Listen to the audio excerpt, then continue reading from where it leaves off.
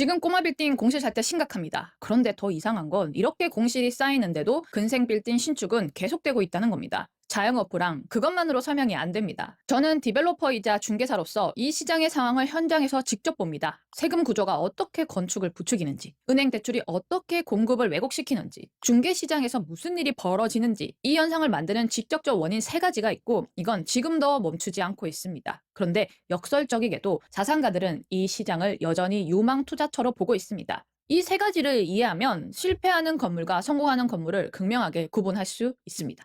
바로 들어갈게요. 왜 이런 일이 벌어졌을까요? 첫째, 가장 큰 원인입니다. 바로 세금이죠. 주택은 종합부동산세가 나오죠. 그런데 개인보다 법인의 세금 기준이 더 높습니다. 실제로 종부세 때문에 법인은 다가구나 다세대를 보유하는 건 개인보다 더 어렵습니다. 게다가 취득세도 높고요. 개인에게 있는 주택 양도세도 법인으로 사면 법인세를 내기에 줄일 수 있다고 하지만 주택 매도 시 양도 차익에 대한 추가 과세가 있어서 또 쉽지 않습니다. 개인보다 법인이 빌딩 거래를 많이 하게 되는 추세인데 법인이 주택을 보유하거나 거래를 하는 게 현실상 어려우니 새로 신축한 빌딩들은 결국 근생을 짓게 되는 거죠. 두 번째, 은행 대출 규제 때문입니다. 은행들이 근생 빌딩에 관대한 대출을 해줬고 지금도 그렇습니다. 이유는 주택은 대출 규제를 하니 결국 규제 없는 상업용 부동산으로 돈이 몰리게 되는 거죠. 100% 주택인 꼬마 빌딩 짓게 되면 대출이 근생보다 쉽지 않으니 결국 신축을 하고 싶어도 못하게 되는 겁니다.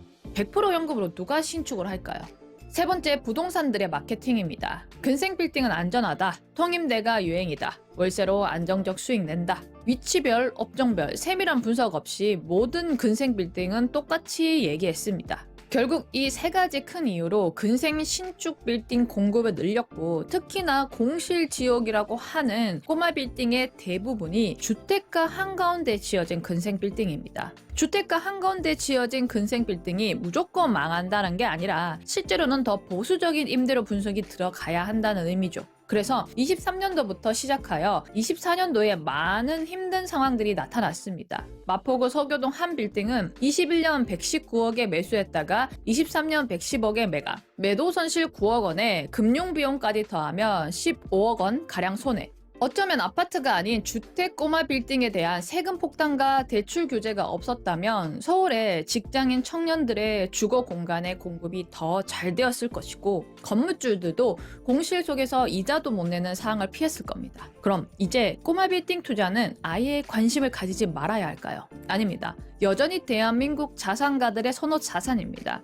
시세 차익은 시세 차익대로 누리고 월세까지 받는 이만한 자산은 또 없을 것입니다. 그래서 실패하는 빌딩과 성공하는 빌딩을 명확히 구분하셔야 합니다. 그리고 이 부분이 미리 공부되신 분들은 23년, 24년의 상황을 기회로 보고 25년에 이미 움직이셨고 실거래를 찍고 있습니다. 25년 바닥을 보았으니 26년에 우린 움직이면 됩니다. 딱 세 가지만 기억하시면 됩니다. 첫째, 현금 비중을 높이세요. 21년 80% 대출 받아서 손절한 사람들이 많잖아요. 대출은 50% 이하로 받으세요. 지금 대출 금리도 3%대이며 우량 빌딩과 매출이 좋은 법인은 2%대입니다. 임대 수익률 낮은 서울 주요 지역도 이렇게 사신다면 충분히 월세 순수익이 나죠. 둘째, 입지를 극단적으로 좁혀야 합니다. 서울 어디든 안 됩니다. 서울이라고 아파트 다 오르는 게 아니죠. 오히려 지방 주요 지역보다 안 오른 곳이 더 많다고 해도 과언이 아닙니다. 역세권 중요한 거 다 아시겠지만 아시는 것보다 더 중요합니다. 차라리 사더라도 역세권과 더 가까운 게 나올 수 있습니다. 그리고 주택가 한가운데 나홀로 근생 빌딩은 임대 분석 보수적으로 하셔야 합니다. 세 번째, 건물 자체의 문제를 확실히 파악하셔야 합니다. 예를 들어 주차가 어려운 빌딩, 통임대 임차에만 받을 수 있는 구조, 임대료가 주변 시세보다 현저히 높게 측정되어 있는 임대 분석 자료, 충고가 낮은 문제 등입니다. 실제로 영등포에 빌딩을 사신 분이랑 얼마 전 미팅을 했었는데요. 역에서 도보 5분 거리 빌딩을 60억에 사셨고 대출은 30억, 임대 수익률은 3.5%, 현재 만실이라고 합니다. 역세권 주변 세대수 많은 아파트도 있고 낮에는 직장인 수요도 있는 입지가 확실한 곳이었습니다. 이분은 23년 말에 보시고 24년 초에 매입하셨습니다. 성공하셨죠. 경매와 공매가 잘 나오지 않는 강남구 신사동에 공매가 나온 사례에서도 매수자는 신축 빌딩을 토지값만 주고 매수를 하는 기회를 잡았습니다. 사실 토지값도 주변 시세보다 쌌죠. 자, 이제 막 건물 투자 준비하시는 분들, 안전한 투자 그리고 충분한 시세 차익 누리고 싶다면요. 앞서 말씀드린 조건 기억하시고 현재 약간의 공포 심리 속에서 저평가된 강남, 성수, 홍대 등 서울 주요 빌딩 도전해 보세요.